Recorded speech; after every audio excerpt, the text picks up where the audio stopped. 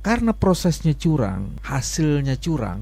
Nah, kalau udah hasilnya curang, maka kemungkinan besar ini proses konsolidasi nggak akan tercapai sempurna. Karena masing-masing pembuat kecurangan itu biasanya problem utamanya itu bagi-bagi. Berebut hasilnya. Di pembagian. Nah, kalau ini tidak bisa dikonsolidasi, yang terjadi adalah chaos. Nah, kalau terjadi chaos sebenarnya, maka terjadilah pertikaian yang tak berujung. Apalagi kalau kemudian asumsi dasarnya mereka ini kan ditipu sebagiannya kan. Jadi dia akan masuk ke dalam kelompok yang 40%. Nah, terjadilah situ dinamika. Terjadilah bisa terjadi crowd, bisa terjadi macam-macam kayak gitu. Nah, itu terjadi dan ini ongkosnya jauh lebih mahal.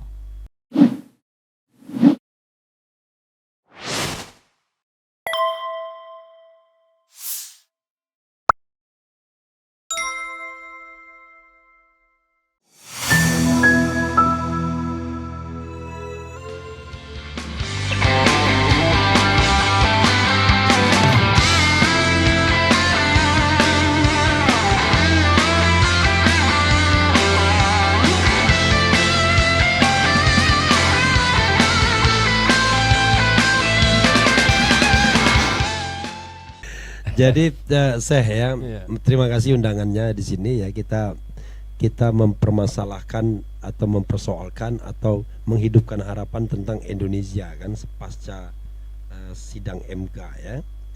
Jadi ini live di mana Syekh? Yusuf Martak Channel. Channel, ya. Yusuf Martak Channel dan juga RH Channel. Nanti sebentar lagi di Bambang Wijoyanto Channel juga. Iya, insya Allah. Insya Allah. Nah, jadi kalau saya begini, merasa bahwa memang naifnya begini, kan kita punya pilihan yang terbatas.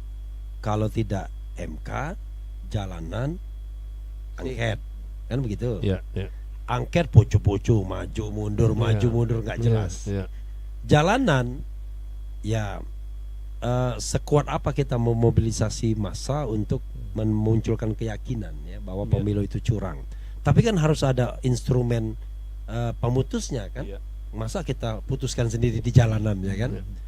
Ya instrumen pemutusnya kita harapkan di Mahkamah Konstitusi. Hampir berhasil. Fortunately kan hampir berhasil. Tetapi belakangan saya sadar Anda hanya bisa bermain di wilayah yang sudah kami tentukan. Lebih dari itu tidak boleh. Nah, karena itu kalau sampai dikabulkan tidak boleh. Itu keyakinan saya. Oke. Jadi kalau kita lihat komposisinya, harusnya posisinya 4-4 gitu. Harusnya Soehartoyo ketua MK di wilayah yang mengabulkan. Jadi 4-4 berarti kita menang karena ketua. Tapi sepertinya belakangan melipir. Ini kan analisis logis ya. Bukan kita punya fakta. Jadi logisnya adalah Soehartoyo ini hakim yang memang dikenal agak progresif cara berpikirnya. Dekat sama Saldi Isra yang juga progresif. 2 dari 9 hakim yang mengabulkan penghapusan presidensial threshold. Dissenting opinion terhadap Gibran putusan 90. Ketika jadi ketua MK menghapuskan Undang-Undang 1 1946 yang banyak memenjarakan orang-orang termasuk aktivis ulama juga. Kemudian juga membatasi bahwa jaksa agung dari partai politik, parliamentary threshold dan lain sebagainya. Ternyata Jaksa Agung tidak boleh dari partai politik. Ternyata itulah ruang bermainnya seperti meja ini saja. Tapi di luar itu kalau sudah terkait dengan kekuasaan puncak, Anda cukup di sini. Kan terbukti kan pasca itu tiba-tiba muncul hal yang aneh-aneh tentang ketua ini kan, termasuk BLBI dan lain sebagainya. Jadi bisa dikatakan kita tidak kalah sesungguhnya, tapi kita dikalahkan karena kita kurang kuat dari sisi kekuatan massa menurut saya, Mas BW akhirnya. Bukan lagi soal argumentasi hukum, sudah beyond. Saya mengatakan kalau bisnis prosesnya mudah. Kalau misalnya hakimnya itu mau mengabulkan kita, maka dia ambil semua argumentasi yang mengabulkan untuk ditulis dalam permohonan. Kalau dia menolak, dia ambil semua argumentasi yang menolak. Makanya antara Hakim Arif Hidayat misalnya dengan hakim yang 5 itu diametral sekali. Hakim Hidayat mengatakan semua dalil kita terbukti. Terbukti. Kalau yang hakim 5 yang menjadi putusan, semua dalil kita tidak terbukti dengan argumentasi yang sontoloyo. Jadi sontoloyonya adalah ada yang bilang yang nolak bukannya termohon KPU, Bawaslu dan kemudian pihak terkait atau 02, tapi MK sendiri yang nolak terhadap dalil tersebut. Termohon kemudian pihak terkait tidak mengajukan bantahan, tetapi kemudian setelah kami periksa, setelah mahkamah meriksa, tidak terbukti dalilnya. Jadi mereka itu ditolong oleh MK bantah-bantahin kita. Banyak sekali kan. Atau kalau dalil itu misalnya belum kita laporkan, pemohon tidak melaporkannya, salah sendiri, tidak menggunakan haknya. Kalau kita laporkan, sudah diproses oleh Bawaslu. Jadi ngapain fungsinya MK kalau dia cuma begitu-begitu doang. Tapi saya sadar akhirnya karena sikap dasar mayoritas adalah menolak, maka semua argumentasi menolak itu dituliskan dan tidak sempurna. Termasuk dia mengatakan bahwa Jokowi melanggar etika. Jadi dia mengakui Jokowi cawe-cawe soal bansos, soal anggaran negara dan lain sebagainya, cawe-cawe. Tetapi itu bukan pelanggaran hukum, tapi pelanggaran etika. Padahal yang namanya MK kan pengawal konstitusi. Harusnya cukup diukur apakah sebuah perbuatan itu menyebabkan pemilu tidak adil. Kan bukan apakah dia punya dampak atau melanggar hukum atau tidak. Mungkin perbuatannya tidak melanggar hukum, tapi kalau itu berdampak pada keadilan pemilu, ya harusnya kan bisa dikabulkan permohonan kita. Nah ini yang menurut saya yang banyak catatan. Tapi the last, akhirnya saya berpikir ini beyond dari soal hukum. Walaupun kita tetap bahas sebagai pembelajaran, ini adalah soal garis demarkasi yang mau dilewati. Anda cukup mainnya di atas meja ini saja, tidak boleh lebih dari itu. Itu keyakinan saya, Mas Bibi. Iya. Jadi memang Bung Refli ya, kita ini kan senasib seperjuangan sebenarnya. Kalau saya itu di sekian hari, sekian 1 bulan, mungkin 1 bulan sebelum pencoblosan atau pasca MK itu saya di salah satu podcast saya sudah menyatakan apa yang mau diperjuangkan, apa yang mau dipertarungkan. Orang malingnya itu sudah ada di dalam rumah kita.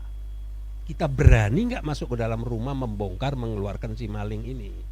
Apa alasan saya begitu? Ya sudah disetting semua, dari mulai ketua KPU-nya, Bawaslu-nya, MK-nya. Nah, kenapa sih tidak mengambil hikmah dari kejadian MK? Kenapa kok membiarkan bola itu liar dari KPU, dari mulai keluarnya surat rekomendasi tes kesehatan, setelah itu diterima sebagai paslon, setelah itu dikukuhkan. Nah, setelah itu baru kita mempertanyakan atau meributkan kenapa kok diloloskan. Nah ini yang menjadi pertanyaan di masyarakat tuh. Itu yang saya sebutkan 2 kali, sekali di tempat kalau nggak salah di sama Bang Egy Channel, satu dengan Edi Mulyadi. Nah malah saya menyarankan, mengusulkan saat itu kalau perlu jangan mau ikut, tidak menolak pemilunya, tapi tidak menyetujui apabila paslon nomor 2 ini cawapresnya diloloskan. Ya sama aja menurut saya nih, orang awam nih.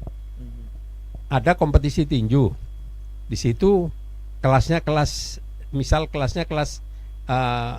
yang selevel lah dalam arti kata, ya kan? Kelas ringan atau apa. Tapi ada petinju, Mike Tyson ikut di dalam situ. Kita tidak mempermasalahkan, kita diamkan. Sampai Mike Tyson bisa naik ke atas ring dan bisa gebukin lawan. Baru kita ribut kenapa Mike Tyson diloloskan.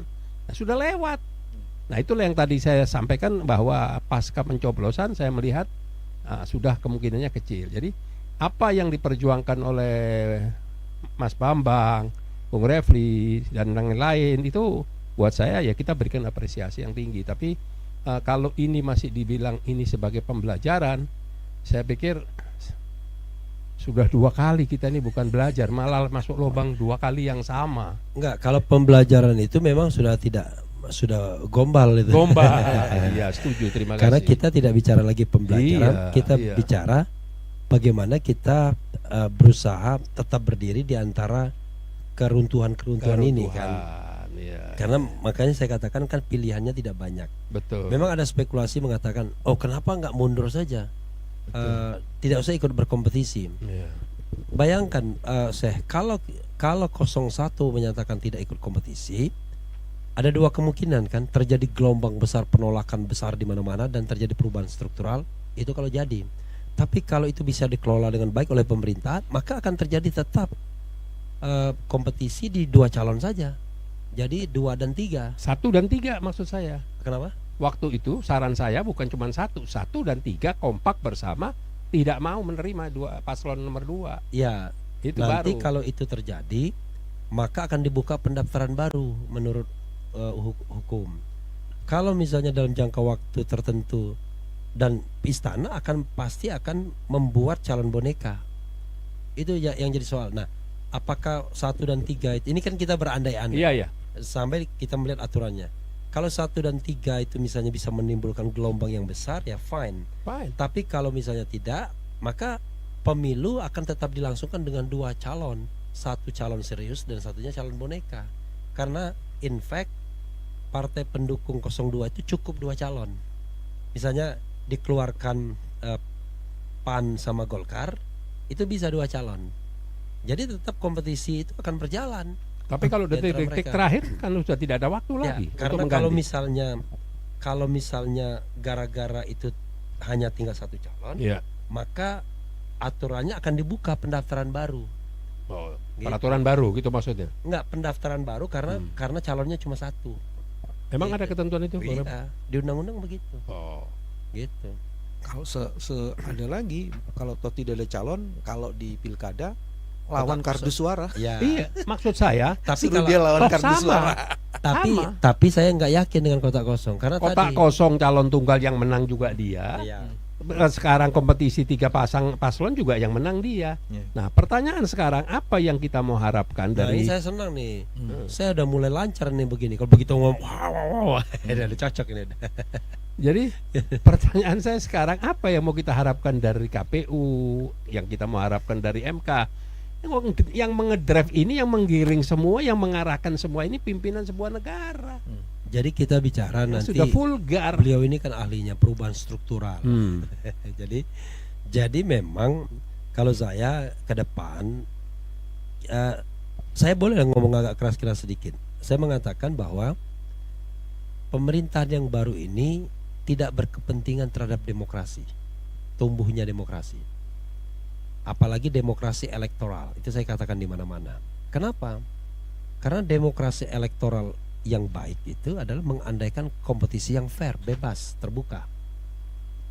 Dan kalau kita misalnya mendapatkan kekuasaan dengan cara yang tidak fair, tidak bebas, maka dia tidak akan menumbuh kembangkan demokrasi elektoral yang baik. Ya. Karena itu kita sudah bisa prediksi, kalau seandainya pemimpin yang sekarang mau mencalonkan lagi pada 2029, maka bisa dipastikan ini akan terjadi lagi. Pasti. Karena itu saya pakai ini saja, shortcut saja.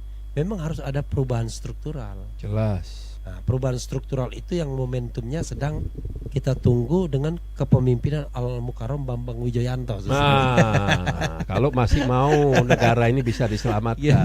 Karena kalau tidak, mimpi lagi. Mereka sudah terbiasa, sudah pernah melakukan 2014, 2019 berhasil, 2024 makin sempurna. Sementara kita selalu teriaknya TSM, tapi kita tidak pernah mengantisipasi atau mengatasinya dengan TSM juga. Ini yang menjadi Sebenarnya problem. ada Gimana, Mas Babang? ada 3 skenario yang mungkin terjadi. Skenario pertama saya mau pakai dalil yang dibangun oleh Rocky. Kita harus menyambut gembira ini karena apa? Pembusukan telah terjadi dengan lebih cepat. Kalau pembusukan itu terjadi, maka rezim sekarang ini sedang meninggikan kejatuhannya. Itu skenario pertama. Jadi tapi itu kan sangat natural. Satu itu. Nah, skenario kedua, karena prosesnya curang, hasilnya curang. Nah, kalau udah hasilnya curang, maka kemungkinan besar ini proses konsolidasi nggak akan tercapai sempurna. Karena masing-masing pembuat kecurangan itu biasanya problem utamanya itu bagi-bagi. Berebut hasilnya. Di pembagian. Nah, kalau ini tidak bisa dikonsolidasi, yang terjadi adalah chaos. Nah, kalau terjadi chaos sebenarnya, maka terjadilah pertikaian yang tak berujung. Nah, pertikaian yang tak berujung ini kemudian justru oleh masyarakat paling tidak yang 40% itu akan semakin kuat bahwa memang perlu terjadi perubahan. Nah, yang tadinya mendukung yang 58% itu akan berpikir brengsek nih. Gue udah kasih kesempatan lu kayak gitu lagi gitu. Padahal udah brengsek banget ya. Apalagi kalau kemudian asumsi dasarnya mereka ini kan ditipu sebagiannya kan. Jadi dia akan masuk ke dalam kelompok yang 40%. Nah, terjadilah situ dinamika. Terjadilah bisa terjadi crowd, bisa terjadi macam-macam kayak gitu. Nah, itu terjadi dan ini ongkosnya jauh lebih mahal. Ongkosnya lebih mahal. Iya. Tapi Pasti. perubahannya fundamental. Dan korbannya lebih banyak. Dan ada Kalau satu. berhasil itu Bung Refli. Tapi perubahannya. skenario Iya. 2 ini mensyaratkan harus ada pemimpin yang kemudian punya kemampuan untuk mengelola dinamika ini. Ya. Nah, kita tahu persis Bang Yusuf kemarin tuh kan siapa pemimpin yang bisa mengelola dinamika ini di lapangan ya, di lapangan. Iya, iya. Bukan dalam perdebatan tapi betul take over, mengambil leadership itu. Iya. Ada sih ini ya, cukup banyak saya lihat, termasuk salah satunya Refli. Oh, udah kalau dari depan ini tuh dia udah keren, cadas gitu kan. Nah, Kita tidak memimpin, kita cuma menyampaikan pidato. Jadi skenario kedua bisa terjadi kayak gitu. Nah, skenario ketiga ini skenario yang sangat religius nih. Artinya dia kan begini. Ketika barokah tidak dihadirkan atau tidak dilalui, maka pasti akan terjadi keguncangan. Karena memang proses awalnya nggak benar. Kalau prosesnya nggak benar, hasilnya nggak benar, pelaksanaannya nggak benar, ini pasti akan turun azab lah, macam-macam kayak gitu. Nah, lagi-lagi kalau dalam situasi kayak begitu, kita butuh pemimpin juga tuh. Jadi itu ibaratnya gini, itu tangan Tuhan yang bekerja sepenuh-penuhnya. Jadi kita udah duduk aja. Ya, kalau skenario yang ketiga ini bisa saya andaikan gini. Saya ngomong lebih konkret. Kalau Mas BW ini memang perlu mewadahi hal yang lebih sifatnya langit. Jadi misalnya yang ketiga itu adalah ini ada Prabowo dan ini ada Gibran. Kita tahu bahwa nanti di istana akan ada dua faksi besar, faksi Prabowo dan faksi Jokowi. Itu Matahari kembar. Skenario 2 berarti itu. Ya, Skenario Skenario dua Ya, itu. skenario 2. Faksi Prabowo dan faksi Jokowi. Jadi kerusakan internalnya itu adalah, saya mengatakan mulai kemarin itu Prabowo hanyalah presiden de jure. Presiden de facto-nya sudah Prabowo. Kenapa begitu? Ya sederhana.